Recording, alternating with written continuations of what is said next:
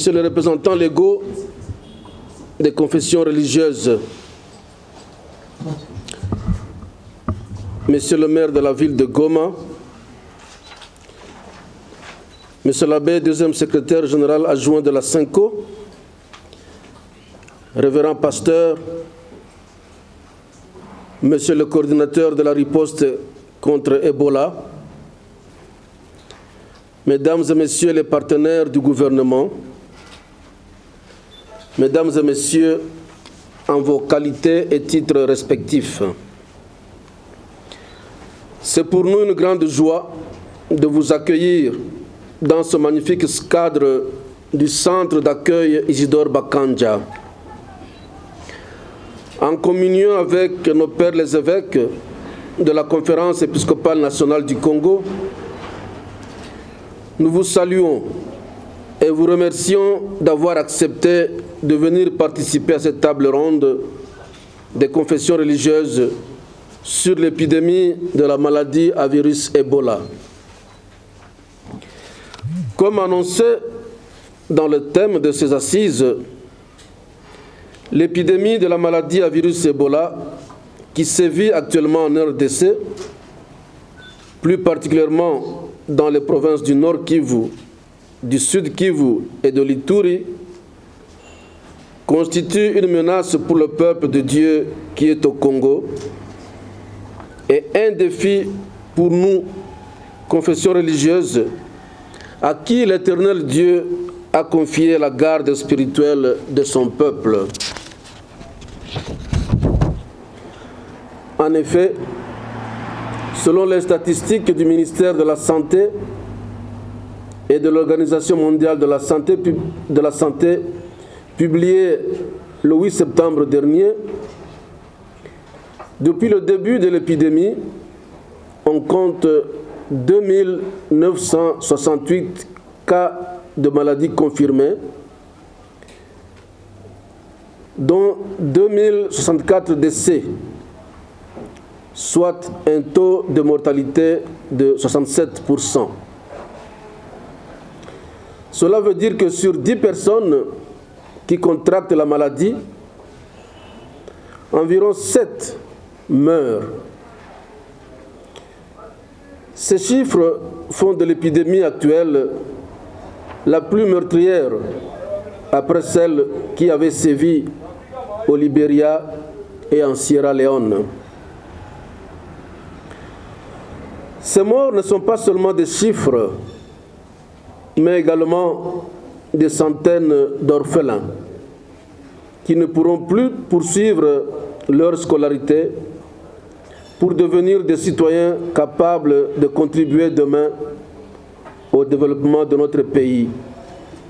Parce que les bras qui devraient pourvoir à leurs besoins ont été fauchés par cette effrayante maladie.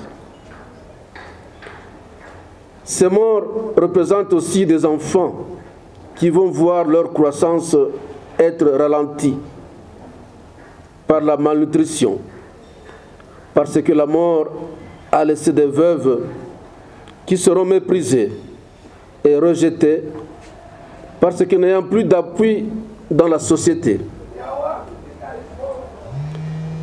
Ces morts, ce sont encore des pères de famille devenus veufs ou même restés miraculeusement seuls, car l'épouse et les enfants ont été tous emportés par l'épidémie.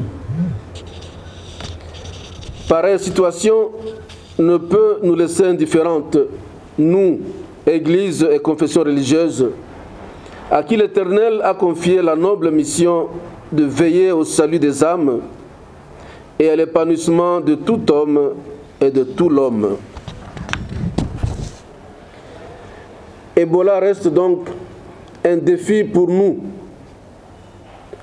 pas uniquement à cause des souffrances qu'elle cause, mais aussi au regard des efforts entrepris par chacune de nos églises et confessions religieuses pour la vaincre.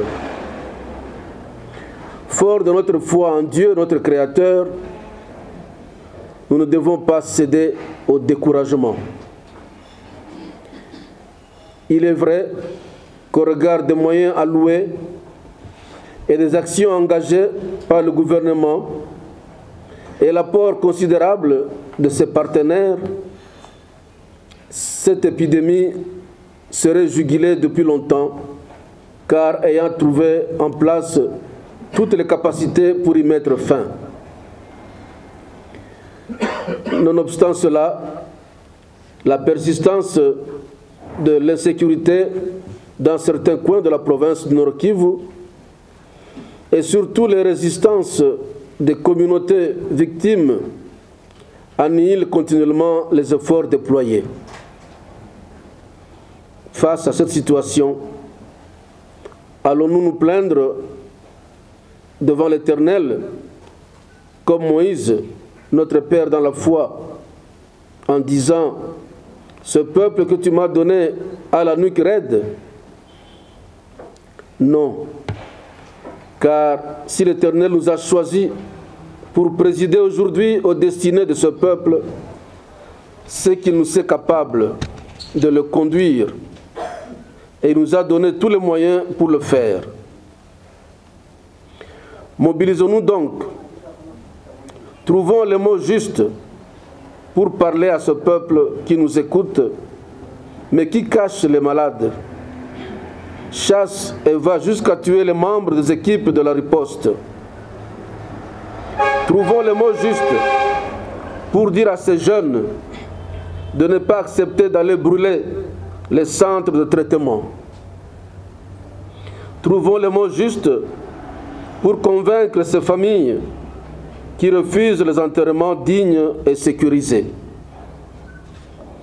Réfléchissons ensemble sur les voies et moyens de conjuguer nos efforts pour influer sur les décisions au niveau international, pour mettre fin aux bandes armées qui empêchent les équipes de la riposte de se déployer et qui causent par ailleurs tant de maux à notre peuple. Avec la protection de notre divin Maître, puissent ces 2 jours de table ronde être pour nous une occasion idoine de regarder avec réalisme les actions que nous avons déjà entreprises, en déceler les limites ou les failles, les gaps, et les ajuster à la taille des défis. Soyez chez nous les bienvenus. J'ai dit et je vous remercie.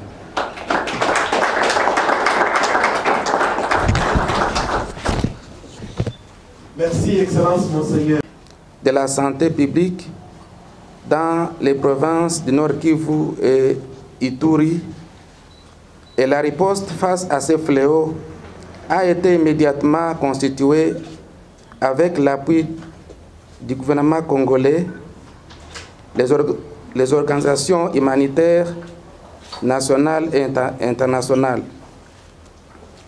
Malgré cet appui, cette riposte a rencontré plusieurs obstacles, dont la résistance communautaire constituant la cause principale de la persistance et de l'extension de l'épidémie, avec les récents bilans que nous venons d'écouter de la part de Monseigneur Willy du diocèse de Goma.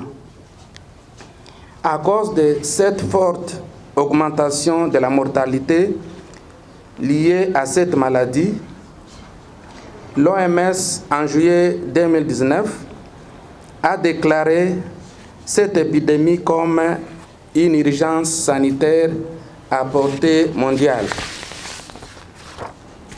Depuis le 16 août 2019, l'épidémie a atteint la province du Sud Kivu et risque de s'étendre à d'autres provinces et aux pays voisins, notamment le Rwanda, l'Ouganda, le Burundi, etc.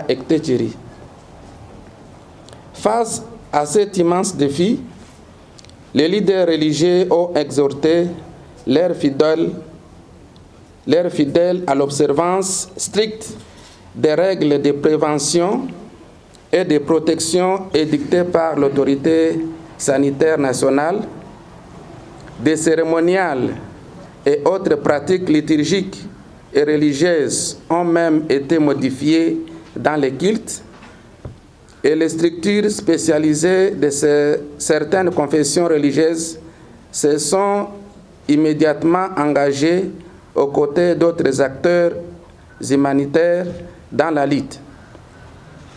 C'est dans ce cadre que les confessions religieuses ont jugé urgent de se mettre autour d'une table à Bukavu, Bunia, Butembo et aujourd'hui ici à Goma pour évaluer leur contribution à la riposte définie par l'autorité sanitaire nationale et identifier de nouvelles pistes d'action afin d'éradiquer cette maladie.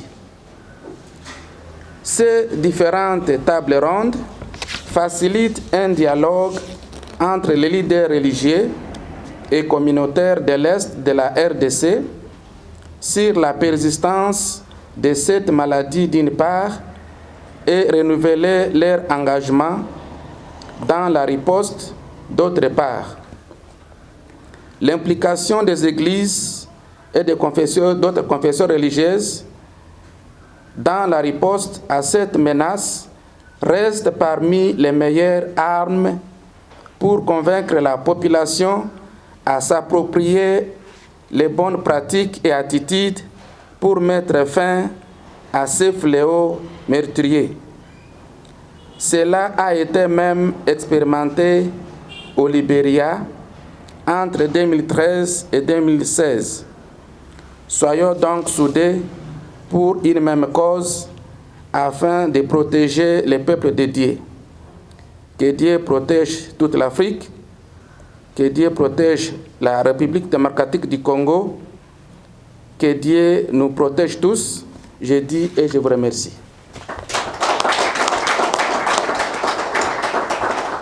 Voilà qui est dit. Les applaudissements sont éloquents. L'Église ne peut pas rester sous silence à cette maladie puisque nos confrères qui sont décédés, ce sont les âmes qui sont perdues. Et l'Église, rester sous silence, ça sera aussi une indifférence.